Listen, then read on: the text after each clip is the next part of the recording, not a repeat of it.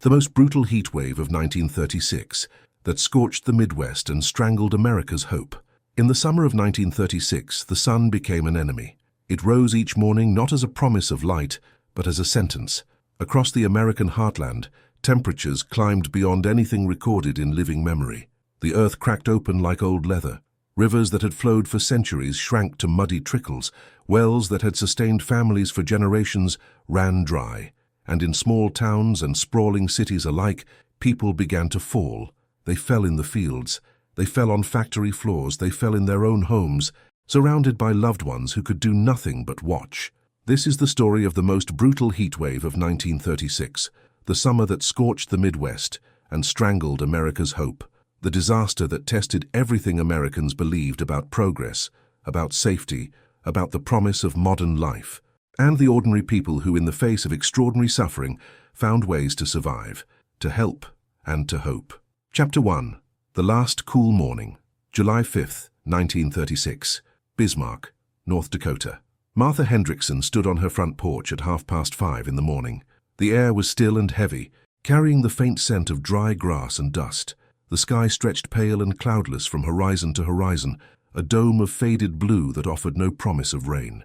She held a cup of coffee in her weathered hands, watching the first light of day stretch across the plains like honey, spreading over bread. It was already warm, warmer than it should have been at such an early hour, but not unbearable. Not yet.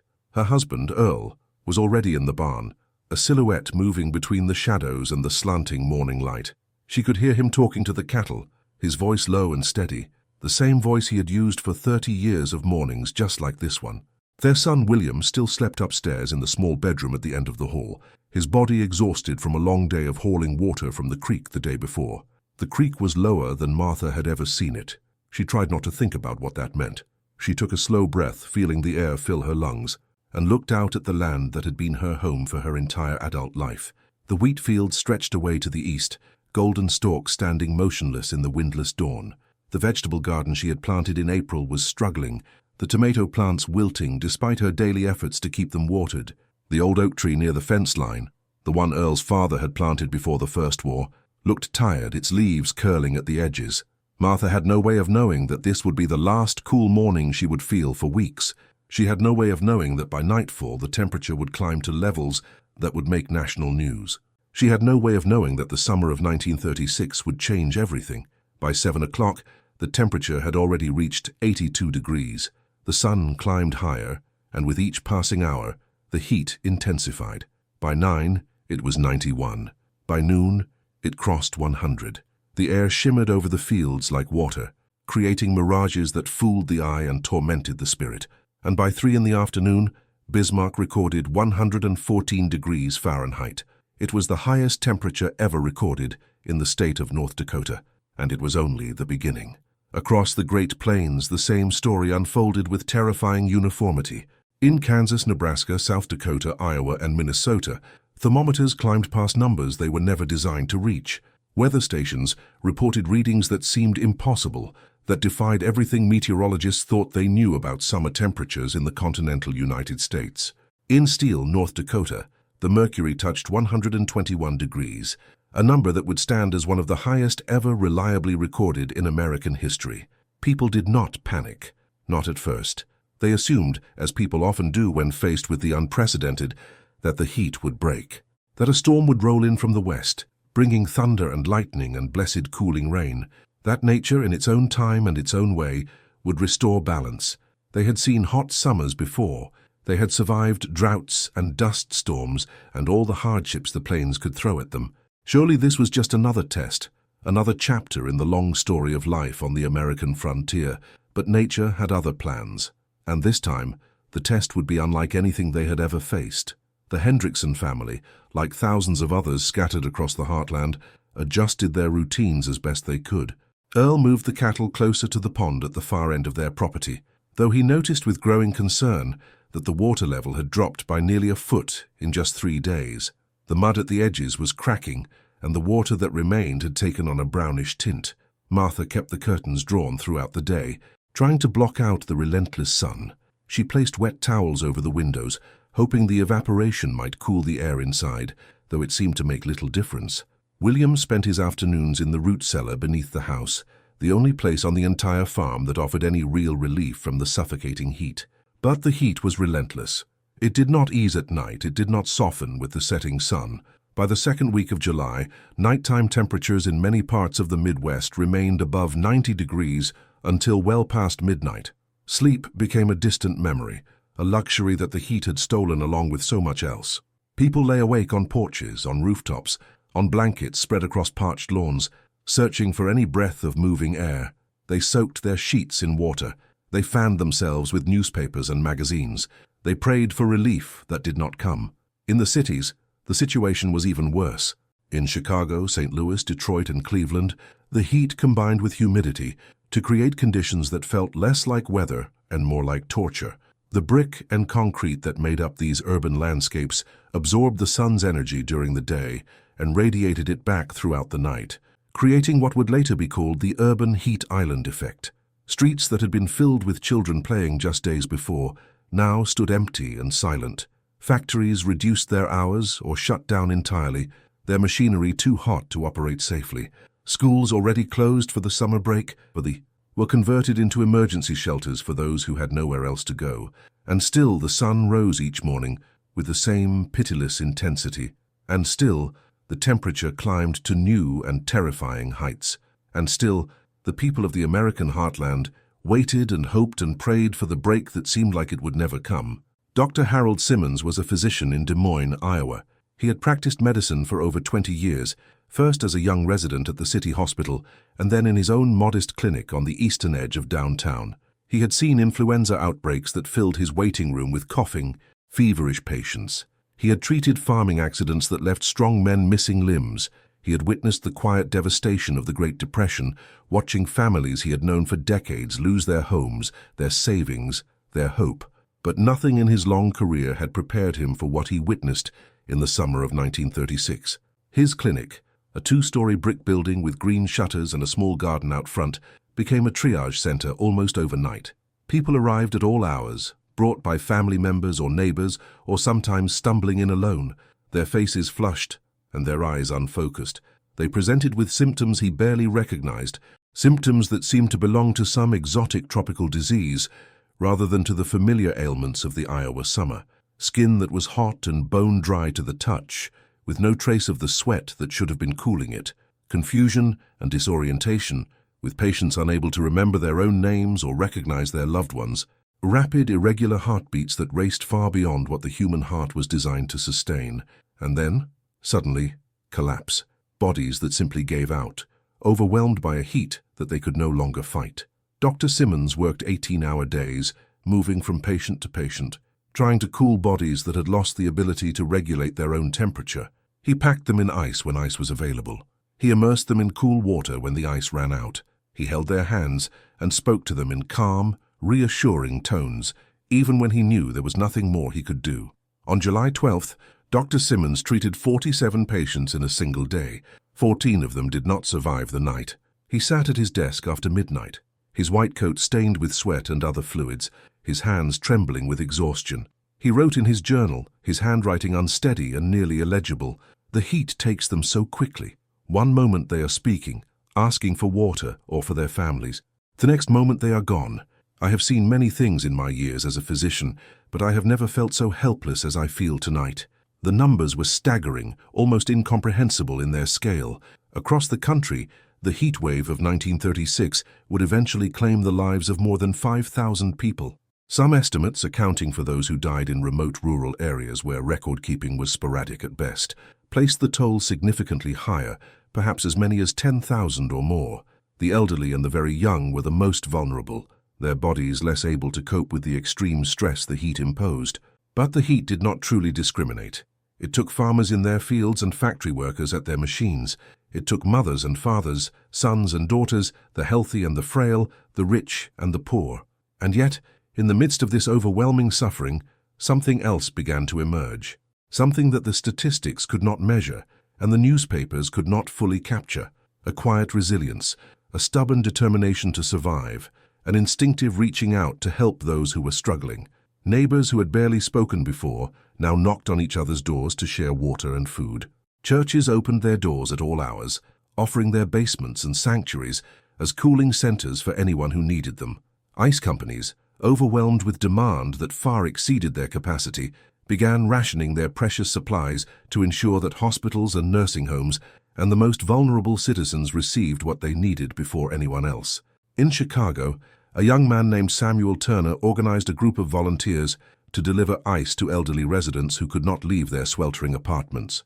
Samuel was just 19 years old, the son of migrants from Mississippi who had come north seeking a better life.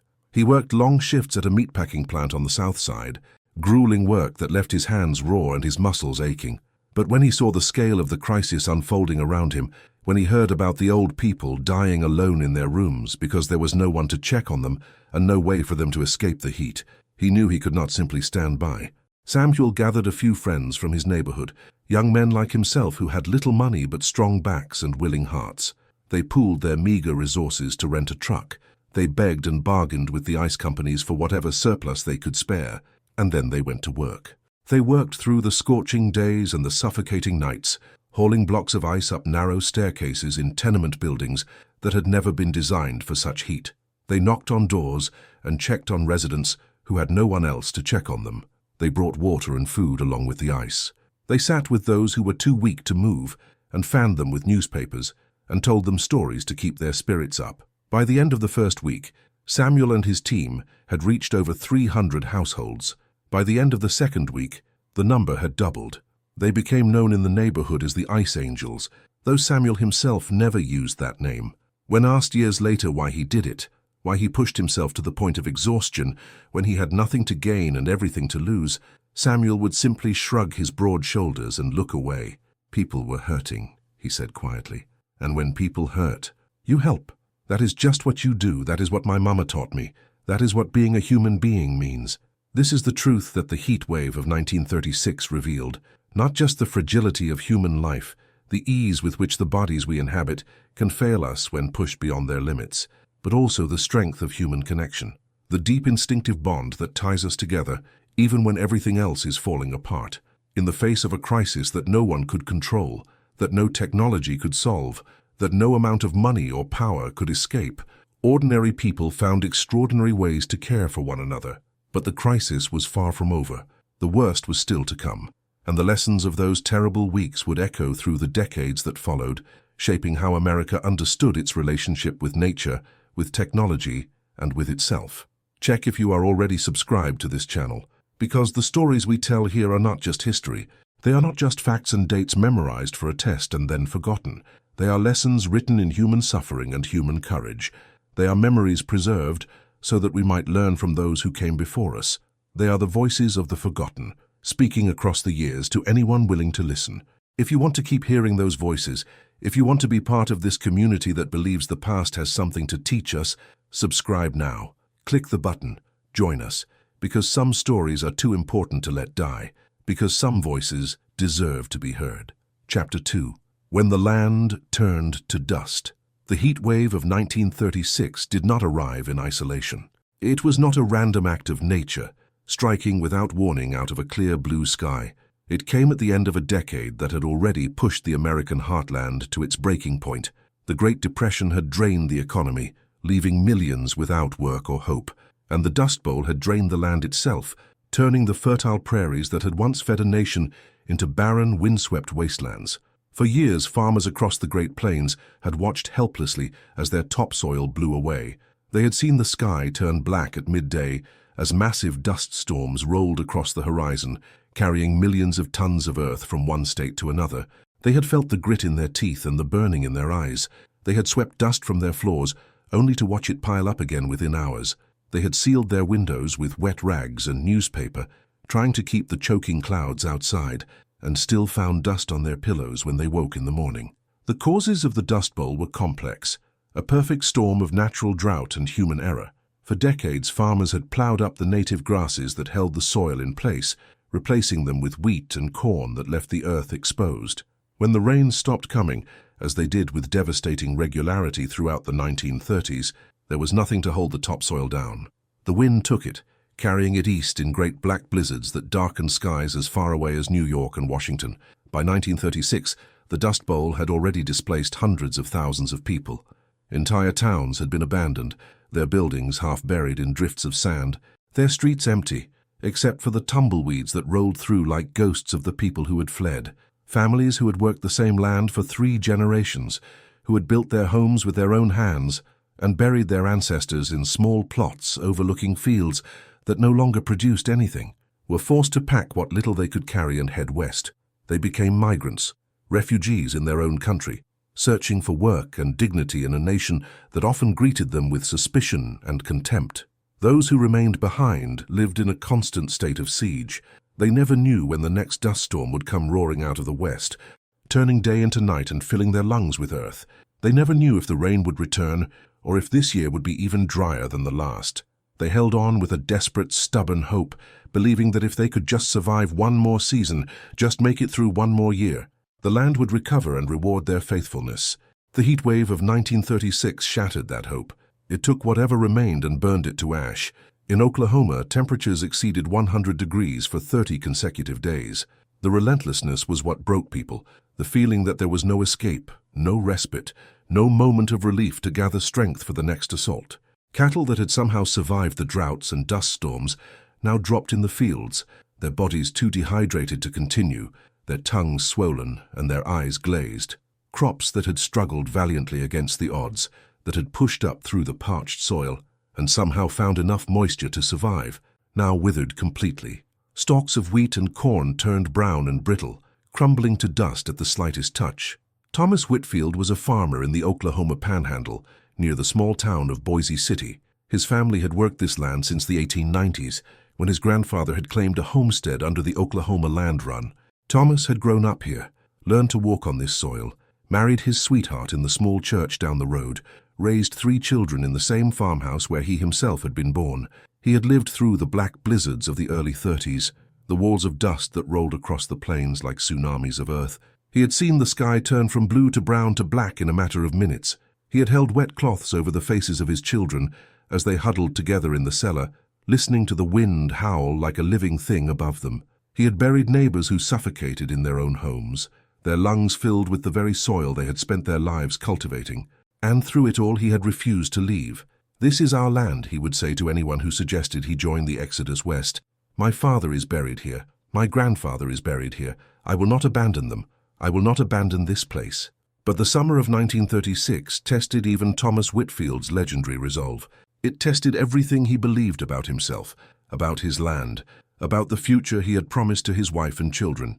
Thomas woke each morning before dawn, hoping to get a few precious hours of work done before the heat became unbearable. He would stumble out of bed at 4 o'clock, his body stiff and aching from another night of fitful sleep, and make his way to the barn by the light of a kerosene lantern. But by mid-morning, sometimes even earlier, the temperature was already too high to continue.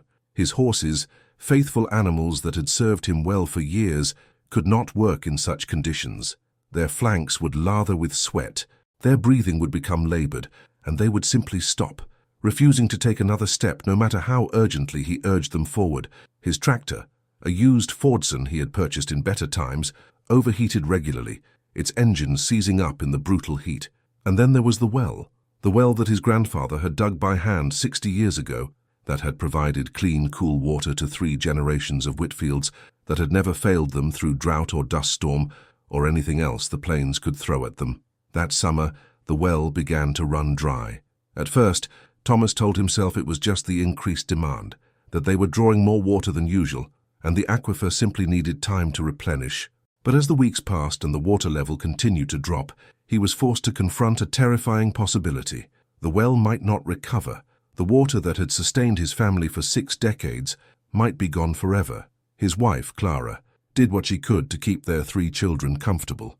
She soaked sheets in the precious little water they had and hung them over the windows, hoping the evaporation might cool the stifling air inside. She rationed their food carefully, knowing that the nearest town was a full day's journey away by wagon and that supplies there were increasingly scarce. She gathered the children in the coolest part of the house during the hottest hours of the day and read to them from the family Bible, her voice calm and steady, even as sweat dripped down her face and fear gnawed at her heart. She prayed every night for rain, for relief, for some sign that God had not abandoned them to this merciless sun. The rain never came, and on July 18th, Thomas made a decision that would haunt him for the rest of his days. He walked out to the pasture where his remaining cattle stood in a pitiful cluster near the empty trough. There were 14 of them left, down from a herd of more than 50 just 2 years ago. Their ribs were visible through their taut, dusty hides. Their eyes were dull and listless, devoid of the spark of life that should have been there. They barely moved when he approached, too weak to flee, too exhausted even to fear. There was no water left to give them. The well was producing barely enough for the family to survive, and what little extra there was had to go to the horses and the vegetable garden that might mean the difference between eating and starving come winter. There was no grass for the cattle to eat, no feed he could afford to buy, no prospects for improvement. And there was no hope that conditions would change before these animals, these living creatures that he had raised from calves, that he had bottle-fed when their mothers died, that he had counted on to provide for his family's future, suffered a slow and agonizing death from thirst and starvation. Thomas Whitfield did what he believed he had to do. One by one he ended their suffering. He used a rifle that had belonged to his father, that had fed his family through lean winters and protected them from predators. His hands were steady. His aim was true. He did not look away. It took him most of the day. When he finally returned to the house as the sun was setting, casting long shadows across the empty pasture, his face was streaked with dust and dried tears. His shirt was soaked through with sweat. He moved like a man twice his age, his shoulders slumped, his step slow and heavy. Clara met him at the door. She took one look at his face and knew. She did not ask what had happened. She did not need to. She simply stepped forward and wrapped her arms around him, holding him tight as his body shook with silent sobs. The children watched from the kitchen doorway, too young to fully understand, but old enough to know that something terrible had happened, something that had broken their father in ways they had never seen before. "We will get through this," Clara whispered into his ear. "We have gotten through everything else. We will get through this too." Thomas wanted to believe her. He needed to believe her. But in that moment, standing in the doorway of a farmhouse, surrounded by dying land and empty fields, with the bodies of his cattle lying still and silent in the pasture behind him, he was not sure he believed in anything anymore. Stories like this were repeated across the Great Plains that terrible summer. Farmers who had built their lives on the land, who had invested everything they had in the soil and the sky and the promise of harvest, were forced to watch as that land betrayed them. The heat wave of 1936 was not just a weather event, not just a statistical anomaly to be recorded in almanacs and forgotten. It was the final blow in a decade of devastation. It was the moment when many families, having endured years of drought and dust and economic hardship, finally broke. But even in the darkest moments, when hope seemed like a cruel joke and the future seemed like an empty void, there were glimmers of light. There were people who refused to surrender to despair. There were communities that came together when everything was falling apart. In Amarillo, Texas, where temperatures regularly exceeded 110 degrees and the streets baked like oven floors, a group of women organized a community kitchen to feed families who had lost everything. They had little to work with. Most of them had suffered the same losses as those they were trying to help. But they gathered whatever food they could find, canned vegetables from basement shelves, dried beans from nearly empty pantries, flour that had been carefully hoarded against worse times to come. They cooked massive meals in the basement of the First Methodist Church, working over hot stoves in conditions that would have been unbearable even without the heat wave. Every evening, dozens of families lined up outside the church, waiting for the doors to open. They came not just for the food, though many of them had not eaten a proper meal in days.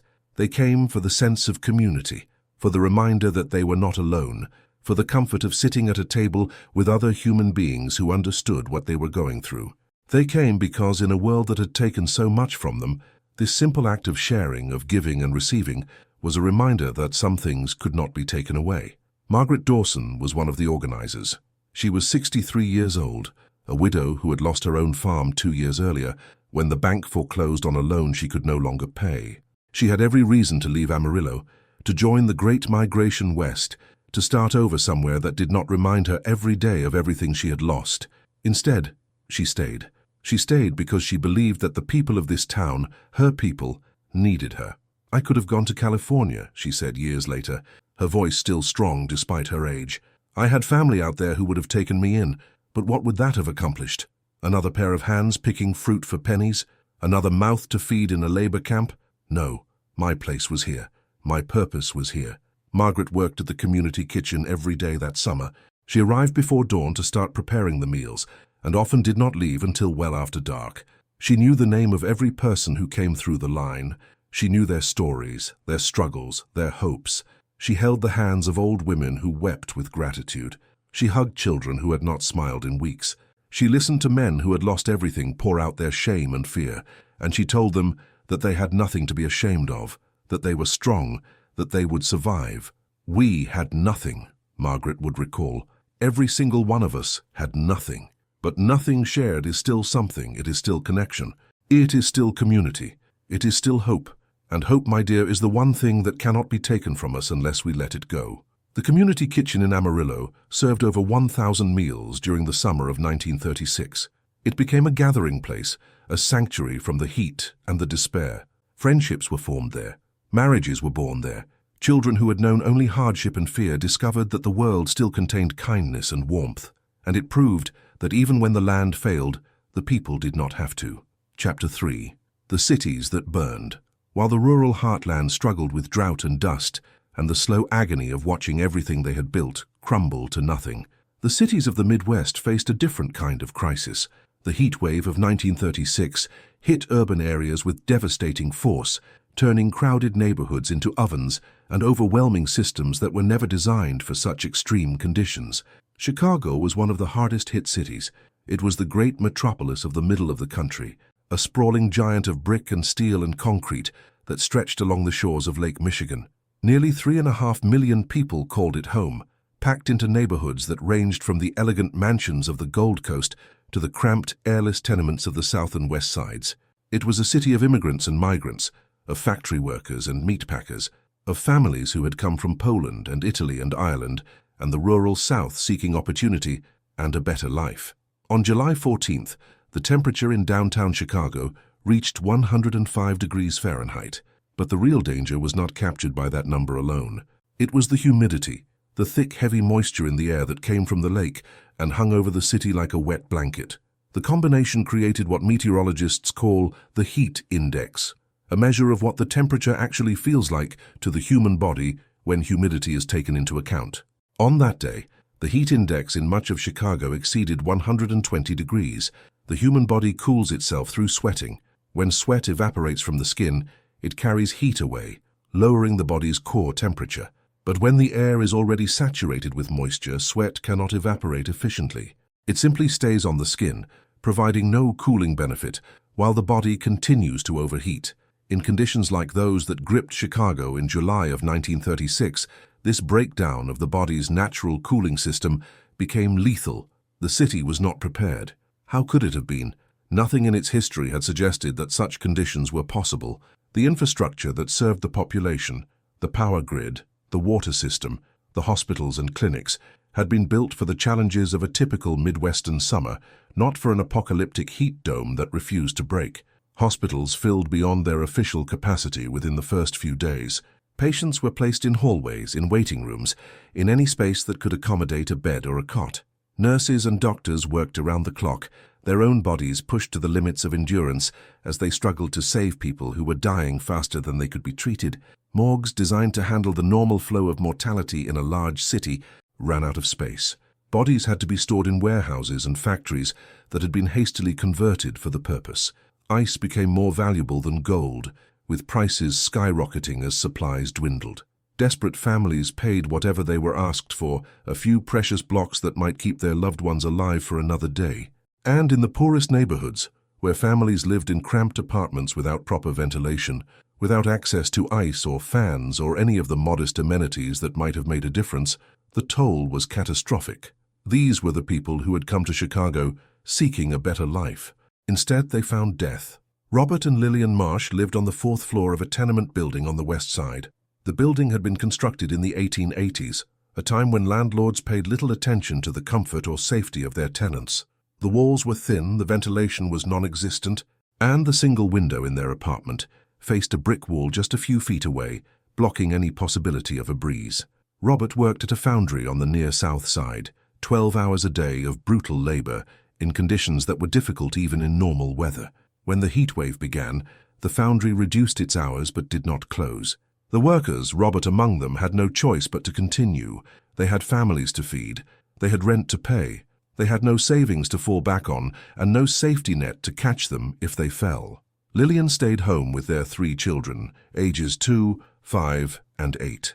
The apartment had no running water above the 2nd floor, a cost-cutting measure by the building's owner.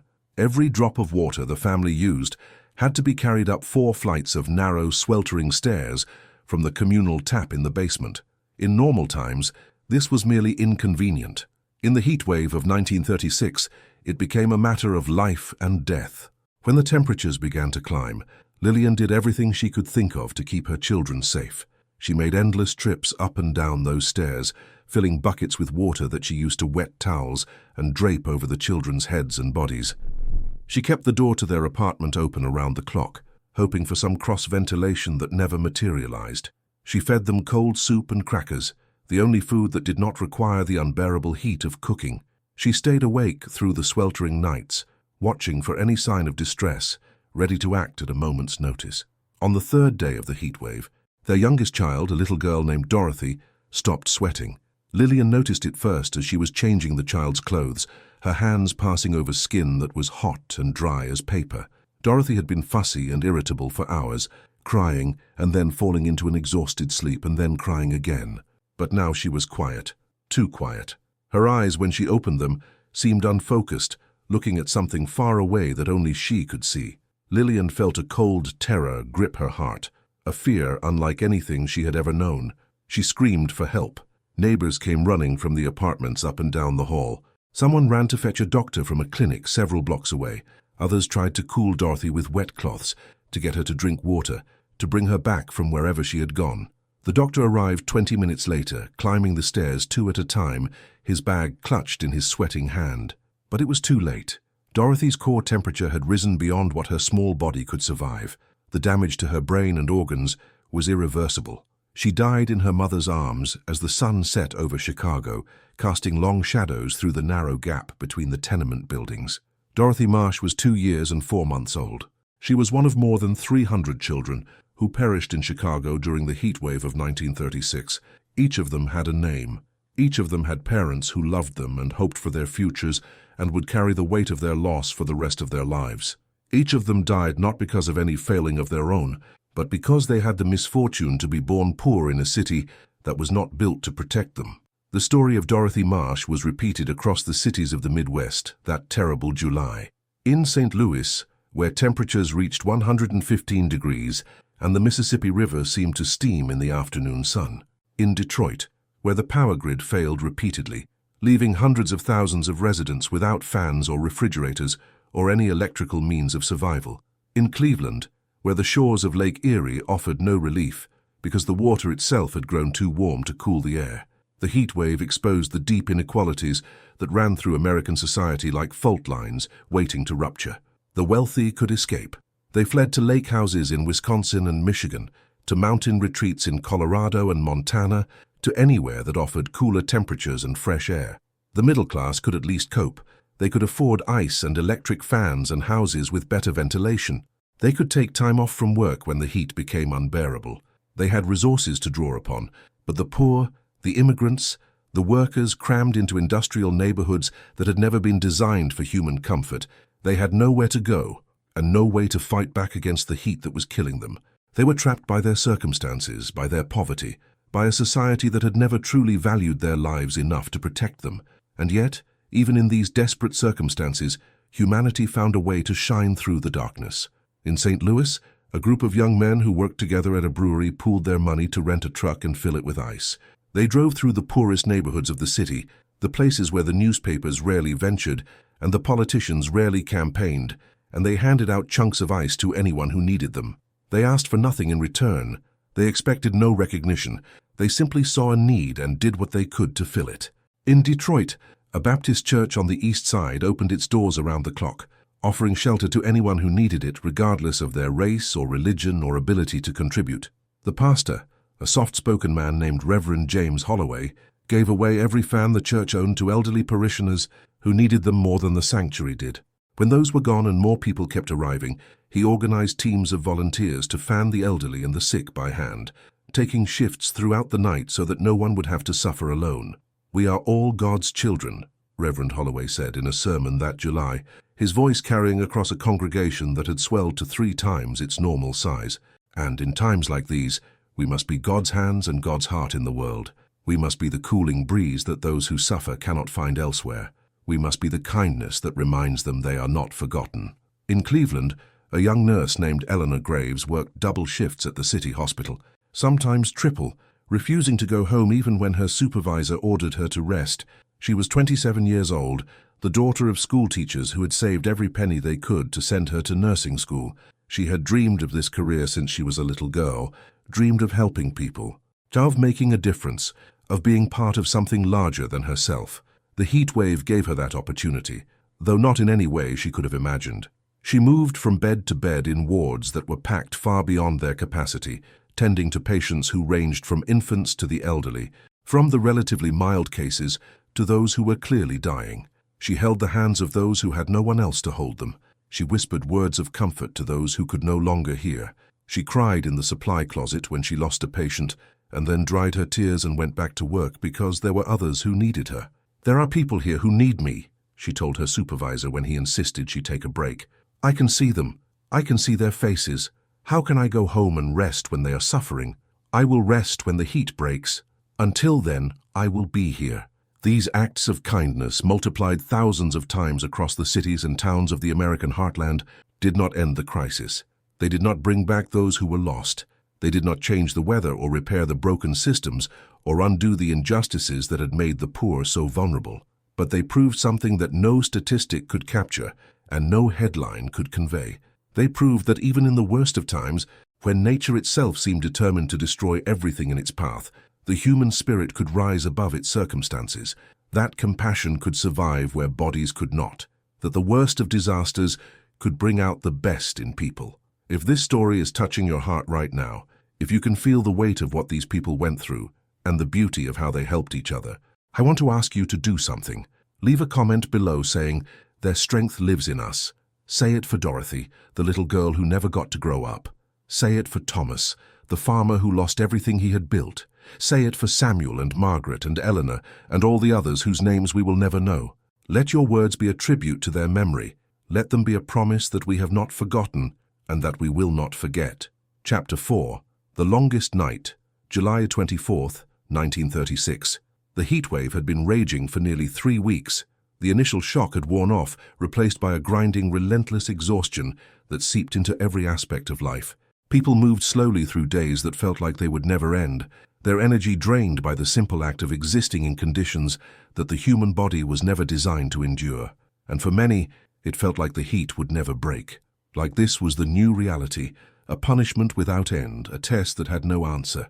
In Kansas City, the temperature had not dropped below 90 degrees in 18 consecutive days. Not during the day, obviously, but not at night either. There was no relief when the sun went down. The bricks and concrete that made up the city had absorbed so much heat during those weeks that they radiated it back throughout the darkness, keeping the air thick and heavy and hot until the sun rose again to start the cycle anew. The city's power grid was strained to its absolute limits. Demand for electricity had skyrocketed as everyone who had access to a fan or an air conditioning unit ran them constantly, desperately. The old infrastructure, built for a different era and a different set of assumptions about what summer in Missouri could mean, buckled under the load. Rolling blackouts became a daily occurrence, plunging neighborhoods into darkness for hours at a time with little warning and no guarantee of when the power would return. And with the darkness came a new dimension of terror. Without electricity, there were no fans to move the stagnant air, no refrigerators to preserve food or keep water cool, no lights to read by or to provide the small psychological comfort of being able to see one's surroundings. People sat in the dark, sweating, waiting, listening to the sounds of a city in distress. They prayed for relief that seemed increasingly like a fantasy. Henry and Ruth Patterson were in their early 70s. They had lived in Kansas City for their entire adult lives, having both been born in small towns outside the city and moving there as young newlyweds in search of opportunity. They had raised 4 children in a modest but comfortable house on Maple Street, a tree-lined block in a working-class neighborhood that had seen better days. They had survived the First World War, when their oldest boy had gone off to fight in France and come back changed in ways they never fully understood. They had survived the Spanish flu pandemic of 1918, which had killed millions around the world but somehow spared their family. They had survived the stock market crash and the Great Depression, watching their savings evaporate and their neighbors lose their homes while they held on through a combination of luck and frugality and sheer determination. They had seen hard times before. They knew what it meant to struggle. But this was different. Ruth had a heart condition that had been diagnosed 5 years earlier. Her doctor had told her to avoid stress, to rest whenever she felt tired, to take the medications he prescribed, and to trust that modern medicine would keep her going for many years to come. Under normal circumstances, she followed this advice diligently. But the heat wave made normal circumstances impossible. The heat made her condition worse in ways that were immediately apparent. She had trouble breathing in the thick, humid air. Her heart raced at the slightest exertion, pounding against her ribs like it was trying to escape her chest. The medications that usually kept her stable seemed less effective, whether because of the heat itself or because of the stress it imposed on her already fragile system. She spent most of her days sitting by the window, a wet cloth on her forehead, trying to draw each breath through air that felt like it had substance, like it was resisting her. Henry did everything he could for her.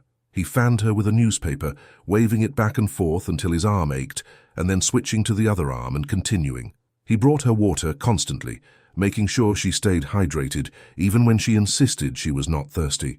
He told her stories from their youth, from the early days of their courtship and marriage, trying to distract her from the suffering that was written on every line of her face. On the night of July 24th, the power went out at approximately 9:30 in the evening. The electric fan that had been providing their only relief from the heat stuttered and stopped. The small light in the living room flickered and died. The hum of the refrigerator in the kitchen fell silent, and the temperature inside their little house began to climb. Henry helped Ruth to the front porch, hoping that the open air might offer some relief that their enclosed rooms could not. The night was dark, the streetlights extinguished along with everything else. The stars were visible overhead, more of them than they had seen in years, the city's usual glow having vanished along with its electricity. In other circumstances, it might have been beautiful. They sat together on the porch swing, their bodies close, their hands intertwined. Around them the sounds of a neighborhood in crisis filtered through the darkness, a baby crying somewhere down the block, its wails carrying through the still air, the low murmur of voices from other porches, other families gathered in the darkness, all of them waiting for the same thing. An ambulance siren in the distance, growing louder and then fading away. Ruth's breathing was labored. Henry could hear it clearly in the silence, each inhale a struggle, each exhale a small victory. He held her hand tighter, as if his grip alone could keep her with him, could keep her safe from whatever forces were trying to take her away. At around 2 in the morning, when the darkness was at its deepest and the heat seemed to have settled over them like a physical weight, Ruth turned her head to look at him. Her eyes, even in the dim starlight, were clear and calm. "I love you," she whispered. Her voice was barely audible, more breath than sound. "Whatever happens tonight, I want you to remember that. I have loved you for 50 years, and I will love you for whatever time I have left. That is the only thing that matters." Henry felt tears prick at his eyes. He squeezed her hand, feeling the familiar shape of her fingers, the wedding ring he had placed there half a century ago. "I know," he said. "I have always known, and I love you too, more than I have ever been able to say." They sat together through the rest of that long night, not talking much, just being together. Somewhere in the small hours of the morning, Ruth's breathing eased slightly. The crisis passed, for the moment at least. She fell into a light sleep, her head resting on Henry's shoulder, her hand still clasped in his. Ruth Patterson survived that night, but thousands of others across the Midwest did not. July 24th, 1936, would later be recorded as the deadliest night of the entire heat wave. Across the region, more than 400 people perished between sunset and sunrise, their bodies simply giving out under the relentless assault of heat that would not break. The morning papers carried headlines that reflected the nation's growing despair. "No end in sight," screamed the front page of the Chicago Tribune. "Heat claims hundreds," reported the St. Louis Post-Dispatch. "Cities plead for relief," declared the Detroit Free Press. President Franklin Delano Roosevelt, already grappling with the unprecedented challenges of the Great Depression, ordered federal agencies to coordinate emergency responses across the affected regions. But there was little that any government agency could do. You cannot negotiate with the weather. You cannot pass legislation against the sun. You cannot arrest a heat wave or imprison a drought. And yet, even as the death toll mounted and hope seemed to fade with each passing day, change was coming. Slowly, imperceptibly at first, the forces that had locked the continent in this grip of fire were beginning to shift. On July 25th, meteorologists at weather stations across the northern plains noticed something in their data that made them look twice. The pressure systems over Canada, which had been stable for weeks, were beginning to move. A mass of cooler air, held in place by atmospheric conditions that had seemed immovable, was starting to drift southward. It was still far away. It would take days to reach the suffering heartland. But for the first time since the nightmare began, there was scientific evidence that it might eventually end. The news spread slowly at first, passed from meteorologist to meteorologist through telegrams and telephone calls. Then it reached the newspapers, and then in 100 different ways it reached the people who had been waiting and suffering and praying for so long. The headlines changed. Cold front building in Canada, announced the Minneapolis Star. Relief may be days away, reported the Kansas City Star. Scientists see end to heat wave, proclaimed the Omaha World Herald. The stories were cautious, careful not to promise too much. The forecasters emphasized that the front was still forming, that its path was uncertain, that conditions could change. But for people who had been living without hope, even the possibility of relief was like water in the desert. The waiting was not easy. The next 4 days brought some of the highest temperatures yet recorded. On July 26th, the thermometer in Concordia, Kansas, reached 118 degrees, setting a new record for the state. On July 27th, Omaha, Nebraska, recorded its 20th consecutive day with temperatures above 100 degrees. In Chicago, the death toll continued to mount, though at a slower pace than the previous week, as emergency measures finally began to take effect. But people held on. They held on because now they had something to hold on to. They checked on their neighbors with a new energy. They shared what little water and ice remained with a renewed sense of purpose. They told each other that it was almost over, that relief was coming, that they just had to make it a few more days. And then, finally, it came. Chapter 5. The Rain. July 30th, 1936. Shortly after midnight, the first drops fell on Sioux Falls, South Dakota. They were light at first, barely enough to notice, more mist than rain. A farmer standing on his porch might have thought he imagined them, might have dismissed the sensation as sweat or wishful thinking. But within minutes, the sky opened. Rain poured down in sheets, in torrents, in a deluge that seemed to contain all the moisture that had been missing for months. The sound was overwhelming. After weeks of silence, of still and stagnant air, the drumming of rain on rooftops and fields was almost deafening. It was the most beautiful sound many people had ever heard. Across the northern plains, people emerged from their homes into the falling rain. They did not bother with umbrellas or raincoats. They did not seek shelter. They stood in the open, in their nightclothes and pajamas, letting the water soak through to their skin. They turned their faces to the sky and opened their mouths, tasting the rain, feeling it wash away weeks of dust and sweat and despair. They laughed, they cried, they embraced their neighbors, strangers becoming friends in an instant of shared relief. Some fell to their knees in the mud that was forming in their yards and prayed, thanking whatever God they believed in for answering the prayers they had sent up night after night. Children who had been too young to remember what rain felt like danced in the puddles, splashing and shrieking with joy. Martha Hendrickson, who had stood on her porch 3 weeks earlier, watching the last cool morning slip away, now stood in the same spot watching the rain pour down. Her dress was soaked through within seconds. Her hair hung in wet strands around her face.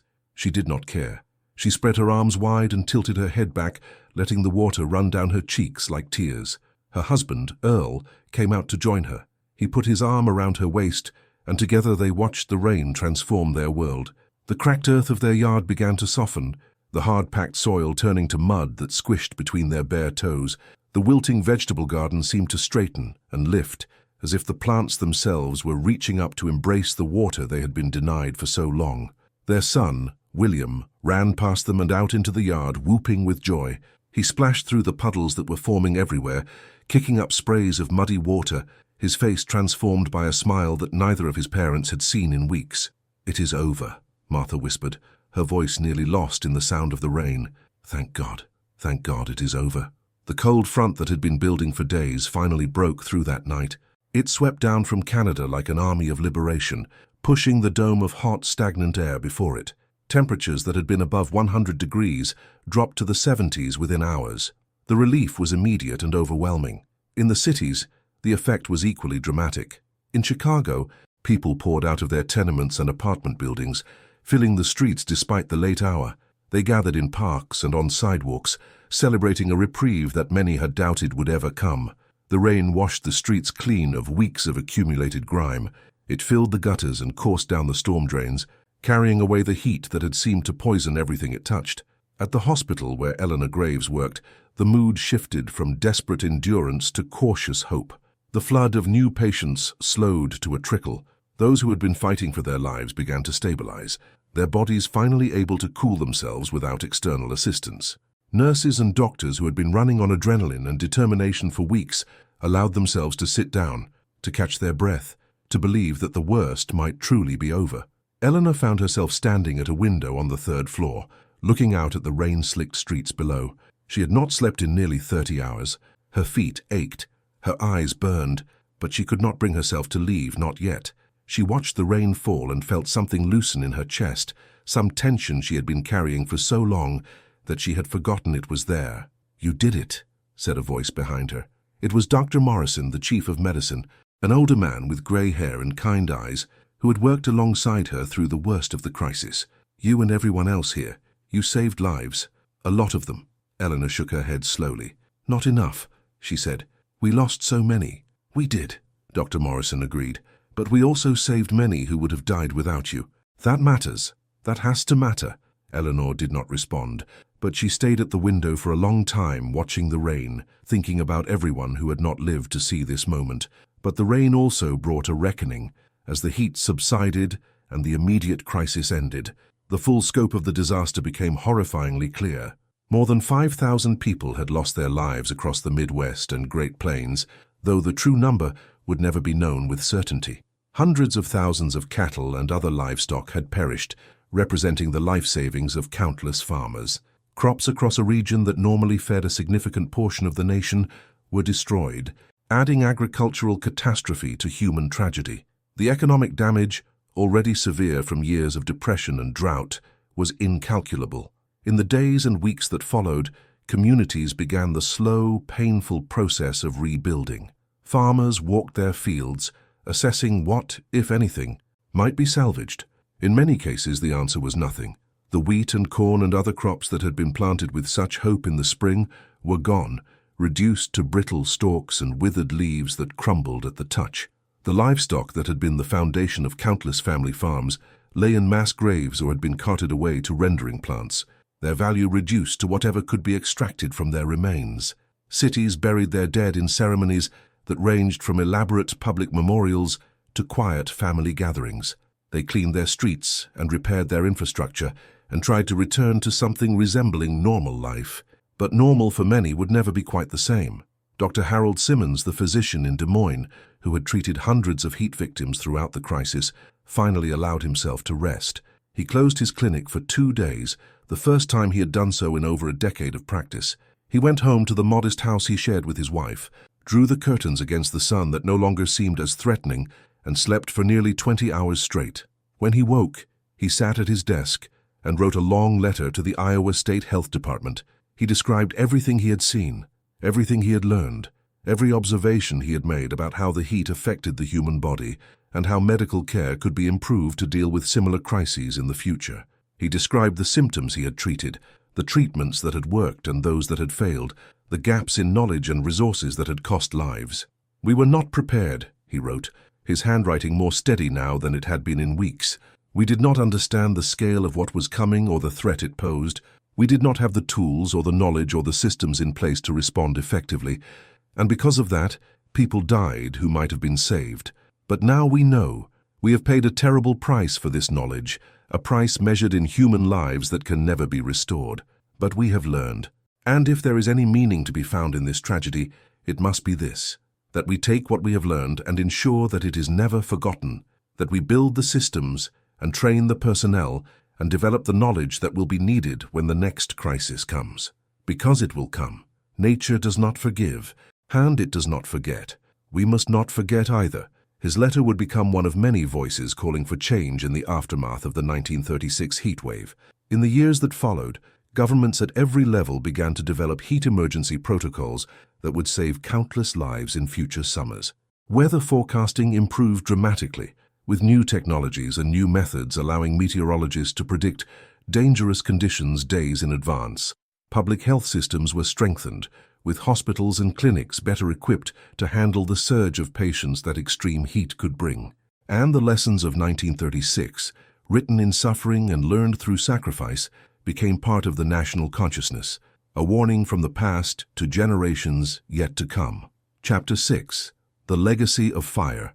The heat wave of 1936 remains one of the deadliest natural disasters in American history. Its toll was measured not just in the lives that were lost, though that number alone would be staggering.